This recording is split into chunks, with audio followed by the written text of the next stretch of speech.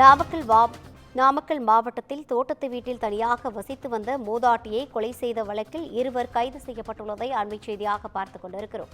இதுகுறித்தான கூடுதல் விவரங்களை வழங்குவதற்காக நமது செய்தியாளர் கிருஷ்ணமூர்த்தி இணைப்பில் இருக்கிறார். வணக்கம் கிருஷ்ணமூர்த்தி, கூடுதல் விவரங்களை வழங்கலாம்.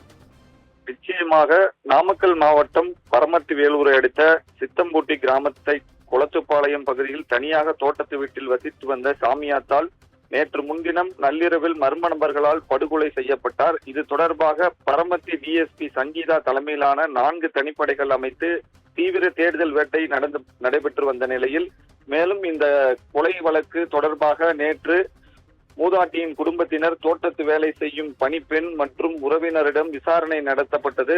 மூதாட்டியின் வீட்டின் அருகே கண்காணிப்பு கேமரா இல்லாததால் கொலையாளியை கண்டறிவதில் சற்று தொய்வு ஏற்பட்டது. இந்த சூழ்நிலையில் தற்பொழுது மூதாட்டியை கொலை செய்த வழக்கில் இருவர் கைது செய்யப்பட்டதாக தற்பொழுது தகவல் வெளியாகியுள்ளது. கரூர் மாவட்டம் குளித்தலை அருகே பதுங்கியிருந்த இருவரை தனிப்படை போலீசார் கைது செய்து மல்லசமுத்திரம் காவல் நிலையத்தில் வைத்து விசாரணை தற்பொழுது நடைபெற்று வருகிறது. ரவீனா,